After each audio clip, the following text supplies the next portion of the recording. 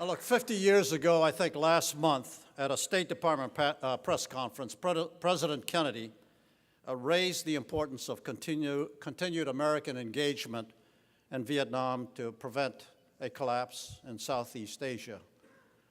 That public statement eventually led to each of our serving in Vietnam. Not all of us made it home safely, we know that. There's a wall in Washington, D.C. with 58,286 names of our friends, our comrades, and our buddies. They're all remembered by some of us and by their families. We remember them with great respect and admiration for their service and their sacrifice on behalf of our nation. There's very little difference between us, between them and those of us who are here. So look, I'm especially honored to be speaking with you once again. When I was appointed in 2009, I noted that the average Secretary of Veterans Affairs hung around for about 3.5 years.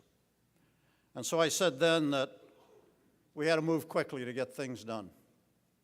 Didn't know how much time we had, but we had a lot of work to do. And I asked for your help. I said I needed help in taking on some tough issues, increasing veterans' access to VA's benefits and services, eliminating this thing called the backlog and disability claims, and then finally mobilizing a national initiative to end veterans' homelessness in this rich and powerful country. I asked for your help. You gave it to me. I'm grateful for it. You continue to provide it. More work to be done. In the 4.5 years since January 2009, the leadership of the President, the support of the Congress, the advice and assistance of veteran service organizations, all of you, very much like VVA, and then a close personal working relationship with Secretaries of Defense, first Bob Gates, then Leon Panetta, and now Chuck Hagel. But all of those factors have come together to allow us some significant achievements. First of all, VA's budget in 4.5 years has grown by $40 billion to take care of lots of needs that have been out there. More than 2 million additional veterans have enrolled in VA in the last 4.5 years. We have a net increase of 62 new community-based outpatient clinics, giving us a total of 827 CBOCs now nationwide. We've opened up our 151st medical center, the first one in 17 years, this one in Las Vegas, Nevada, a state-of-the-art facility.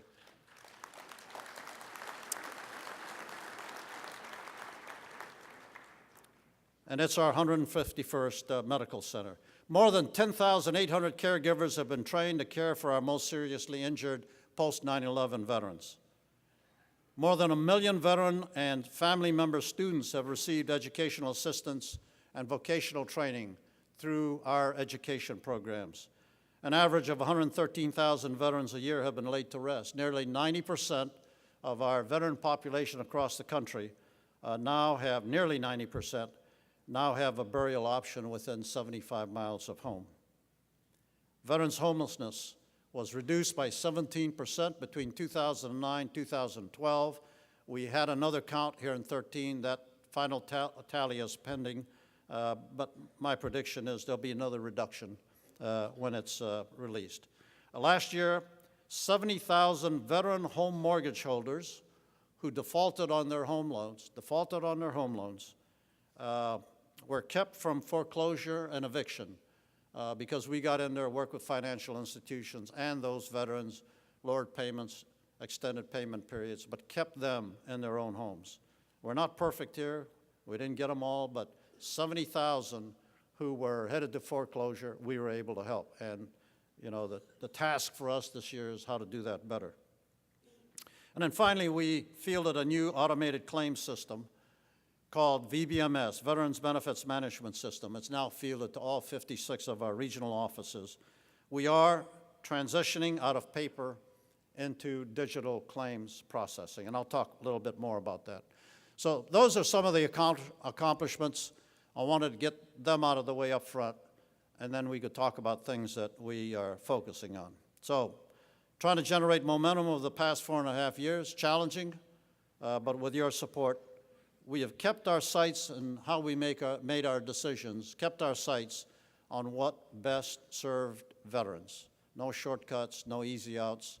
Those usually don't favor veterans in the long run, so it was, let's do what's right here.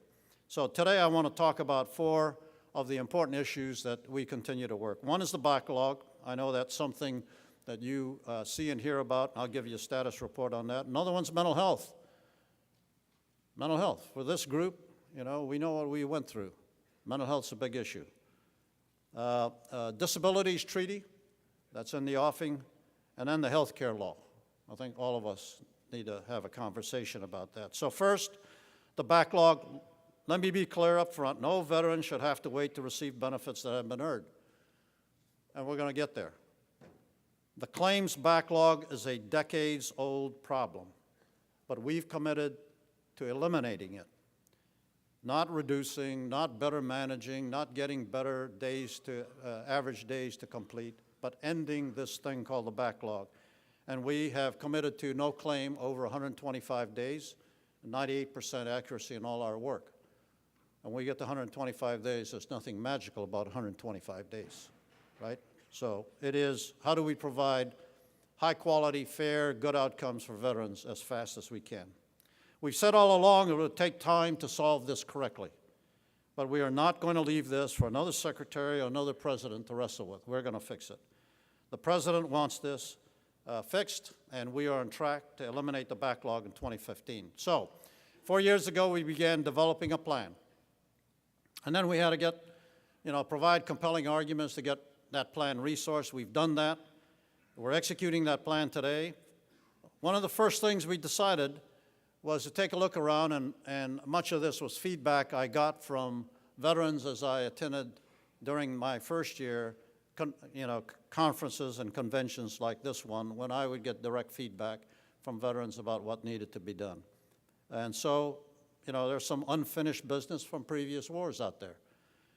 And we did something about it. First, 3 new diseases attributed to Agent Orange exposure, primarily for Vietnam veterans. Next, 9 new diseases, service connection, associated with Gulf War illness. It's been 20 years since the Gulf War, still doing research on it. And because we didn't have conclusive evidence of what exactly caused Gulf War illness, we were slow in providing benefits. So what we did was stepped over that, said we're going to continue to research. We may or may never find the cause. But in the meantime, we know we have 9 large populations of veterans who share the same symptoms. We can treat that. Even if we don't know the cause, we can provide health care for that. So that's what we did, 9 diseases.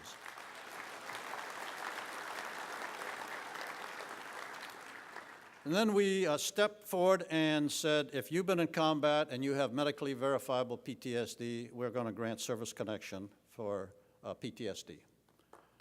Okay? When you look at the way we ask for documentation of PTSD, we put the burden of proof on the veteran.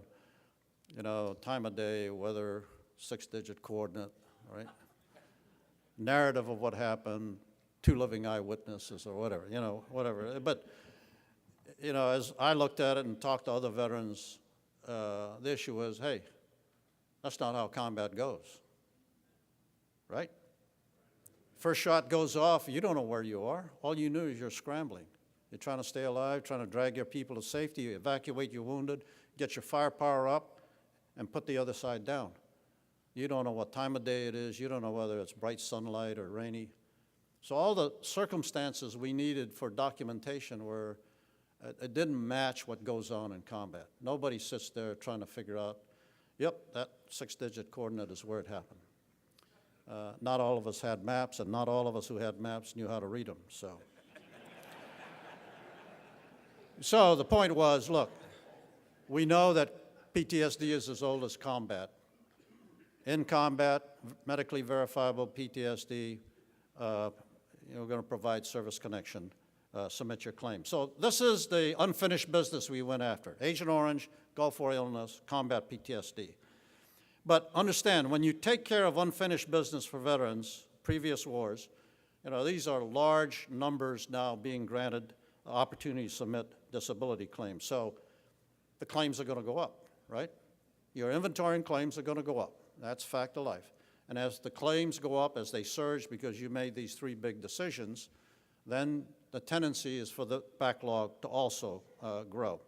All of it is logical. We predicted that this would happen, and then we said that, we testified to that 3 years ago, but we said it was the right thing to do then, the right thing to do today, but at the same time we promised that we would create an automation system that would attack this mountain of paperwork. We were sitting astride a river of water. We get a river of paper. We receive paper from DOD. We receive paper from you all, and we pass paper. It's not the most efficient way of doing business. So we promised to develop an automation system that would help eliminate this idea of a backlog in totality, and we've done that. As I mentioned earlier, VBMS, the Veterans Benefits Management System, we had laid out a plan that by December of this year, we would have it fully fielded. We're 6 months ahead of schedule. We finished fielding it in June, and all of our regional offices are now have VBMS as one of their tools. We projected 3 years ago the backlog would grow because of the decisions to grant access, as I indicated. Then we also predicted that we thought that in 2013 it would peak, and with the new tools, new business processes, it would begin to recede. And that is, in fact, what is happening. The backlog is declining. In March of this year, the backlog reached an all-time high of 611,000 claims. Yesterday, it fell below 490,000 claims. So that's a drop of about 121,000 claims in about the last 150 days. By the end of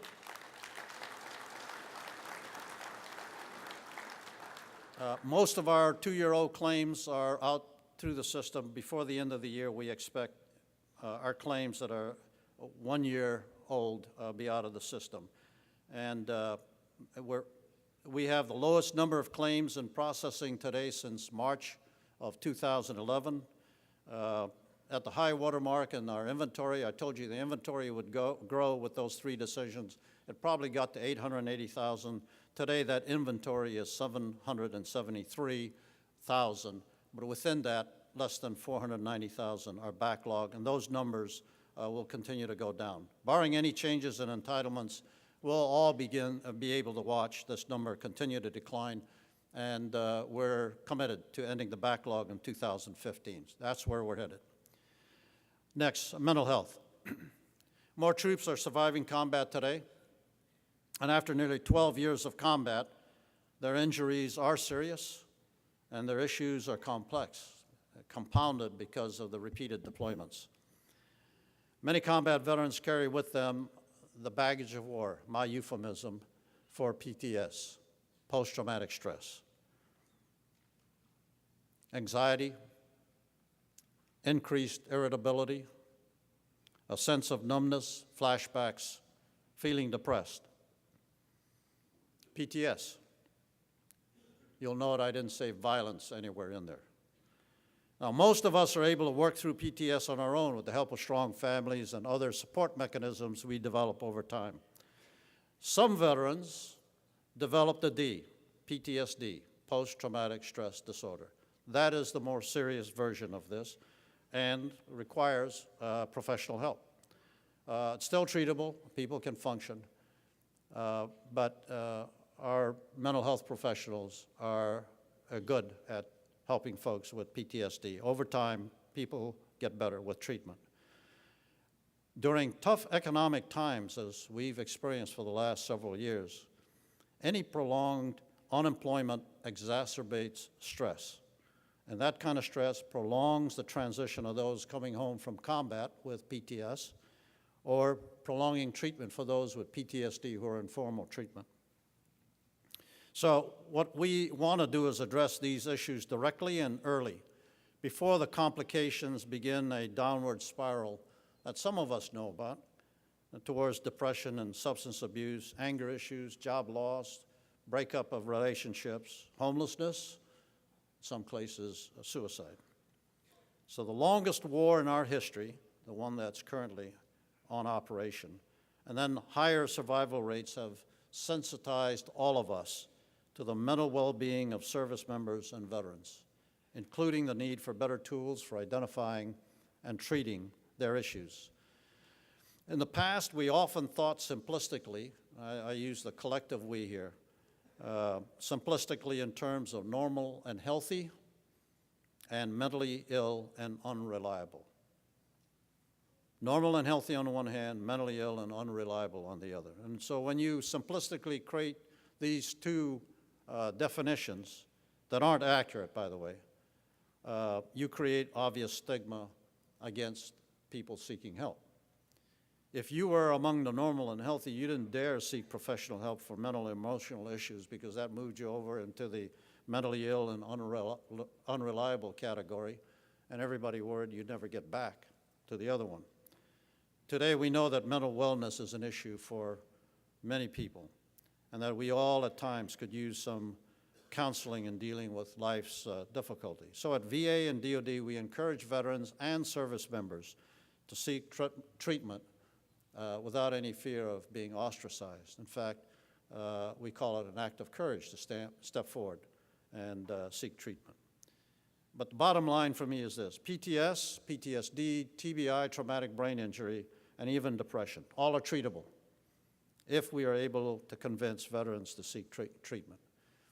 Any veteran dealing with these issues is not damaged goods. They're capable, and they can function fully with our help. This medical system of 151 medical centers and 827 CBOCs and 300 vet centers and 70 mobile vans that go out to the most rural areas to find veterans, we can treat all of these things. And the veterans are not damaged goods. What they need are jobs, they need education, they need quality health care, a real shot at joining the middle class to help all of us get the economy going. Through the strong leadership of the President, the support of the Congress, we continue to improve access to mental health services. The President's budget for mental health, VA mental health, between 2009 and next year's budget, 2014, increased VA mental health funding by nearly 57%. And what that means is for FY 2014 alone, just that 1 year, the President's budget request for VA mental health is nearly $7 billion to make sure we take care of our needs. Mental health staff levels have also increased to keep pace with veterans' needs. A year ago, the President directed the hiring of 1,600 additional mental health professionals. VA has exceeded that goal, and we are now hiring 800 additional peer support specialists. This is something we got out of the vet center success. Peer support specialists, and we'll have that done, 800 of them, before the end of this year to augment the 1,600 clinicians that we've hired. In June, the President hosted a National Mental Health Summit at the White House to demystify the issues surrounding mental health, especially the stigma against seeking treatment. The White House followed up with a conference several weeks ago focusing specifically on the mental health needs of veterans and military families. At VA, we know that when we identify and treat, people get better. We have the documentation to show that. And so to increase, identify, and treat, we're collaborating heavily at the local levels. VA is hosting 151 local mental health summits at each of our medical centers, and we're going to do that over the next 2 months. We'll have it done before October. The first one occurred last month in San Francisco, and they're currently underway. We're also partnering at the local level, 24 pilot projects with federally qualified community health centers in 9 states to get more out of our resources by partnering at the local level. I think most of you know this. One of our most successful efforts is our Veterans Crisis Line. DoD knows it as the military crisis line, same number, same trained VA mental health professionals answering the phone 24 hours a day, 7 days a week to deliver care to those in crisis. And that's what usually comes in, calls for help. Since startup in 2007, the Veterans Crisis Line has answered over 890,000 phone calls. Most importantly, within that number, 30,000 of those callers were suicides in progress. So 30,000 of those callers were helped by VA mental health professionals on that line. They're not 911 operators, they're mental health professionals, and they're able to intervene and help. Chatting and texting appeal to those who are comfortable with the technology. I'm sure there's some in this audience who are. So in 2009, we added an online chat service, and in 2011, a texting service. Since then, about 18,000 people have engaged us through that media, chats and texts. Our Crisis Line webpage is averaging about 37,000 visits per month. So our sense is if we're able to engage veterans who need help, we stand a better chance of averting a crisis. And so we'll outreach in every way possible, one-on-one, word of mouth, advertising, by phone, through the internet, to make sure that we're available to veterans in need. Let me speak about an issue that is important for our nation's 5.5 million disabled veterans, and that's about ratification of the Disabilities Treaty. You know, here in the United States, the Americans with Disabilities Act protects all those with disabilities from discrimination, helps to provide equal opportunity, independent living, and economic self-sufficiency. But that's not true every place in the world. So the Disabilities Treaty will help other countries reduce their barriers that affect the disabled, including our newest and youngest veterans and our oldest of our veterans, all who work overseas, who travel for leisure, or for a variety of reasons. So importantly, ratifying this treaty enables disabled Americans the same protections abroad as they have here at home. I'll just tell you, I served for roughly 10 years in Europe as a disabled soldier, following my tours in Vietnam. Learning to walk again, learning to run again, convincing the Army I could continue to serve, and then learning to adjust to the new realities. But I recall the absence of aids for the disabled in many of the places I served. The things we sort of take for granted here, automatic door opening, ramps, elevators to get around steps. So this treaty would help all of our people who are disabled. I don't think this is a partisan issue. Former Senator Bob Dole, a distinguished combat veteran from World War II, supports it, has supported it, and supports it. And in my opinion, doing this would keep faith with generations of disabled veterans who have served this nation faithfully and with distinction. So I'm hoping VVA will support us on this. Finally, let me touch on the health care law that's about to go into effect. Veterans have put their lives on the line for this country, and you all deserve to know what this law is about, understand what it means, and what choices you have on deciding your health care plans. So I'll just, 6 quick points. The law was designed to provide health care for as many Americans as possible. Second point, VA wants all veterans to receive quality health care that improves their health and well-being. Third point, all veterans currently enrolled in VA health care do not have to take any additional steps. VA health care meets the new law's requirements. 4, veterans not currently enrolled in VA health care can apply for enrollment at any time. And I would encourage all of you to give us a good look. I don't think you'll be disappointed. We've made a lot of changes here recently, but a lot of change has been underway for some time. 5th point, there are veterans and family members who are not eligible for VA health care and who do not have health insurance through their employers. And those I encourage to use the new marketplace to get coverage for themselves under the law. And 6th point is ending up where I started this, and that's ensuring veterans receive quality health care is a fundamental obligation of VA. And we intend to help veterans understand their options under this new law, make sure they understand and educate them about what their options are, and help them as they make their decisions as the law is implemented this fall. I mentioned at the outset, 50 years ago, President Kennedy committed to keeping troops in Vietnam. So let me close with a short story from Vietnam.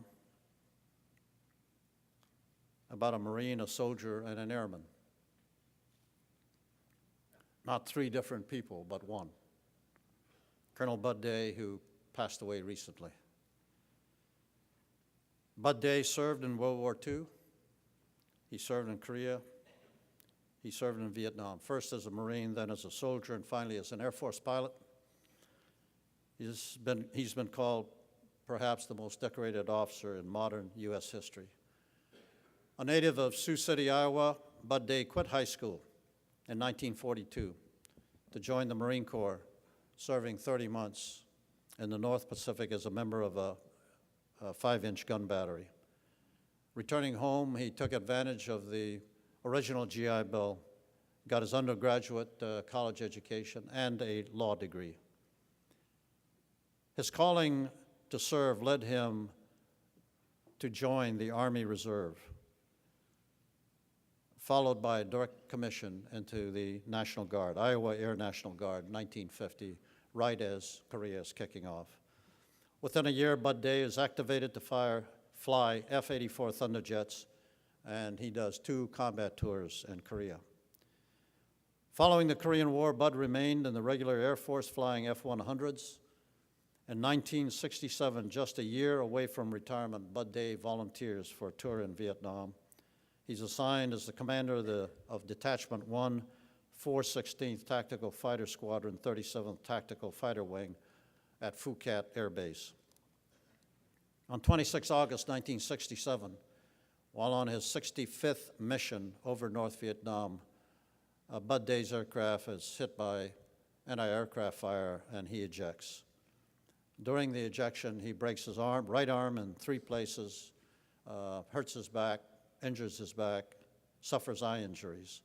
He's captured, severely tortured, but soon after his capture, he manages, with all those injuries, manages to escape. Spends 2 weeks evading the enemy, moving from point of capture towards the DMZ. He gets all the way through the DMZ on the south side of it, and within sight of freedom, he's recaptured, heartbreakingly recaptured. Receives gunshot wounds to his thigh and his hands. And you know what happens, the torture intensifies. And then he's moved from camp to camp until he finally ends up in Hanoi. But he ends up spending 5 years, 7 months in brutal captivity. Bud Day's determination to resist the efforts of a brutal enemy to break his will, his disregard for his own comfort and safety, leading to life-threatening injuries, and his example of living the code of conduct, as all of us were trained to do, set the example for other POWs. And in doing so, because a commander, he had great knowledge of the airspace and the operational context within pilots flew their missions. Never gave up any of that information. Protected other pilots who are still flying operational missions over North Vietnam. He inspired those who were imprisoned with him, and heroic in his selflessness, his courage, and his willingness to sacrifice for his comrades. Colonel Bud Day was awarded the Medal of Honor on 4 March 1976. His story is a legacy of bravery, honor, and devotion for all Americans. And your stories are as well. So God bless Bud Day. God bless the VVA. God bless those who serve and have served our nation in uniform. And may God continue to bless this wonderful country of ours. Thank you all, VVA. Welcome home.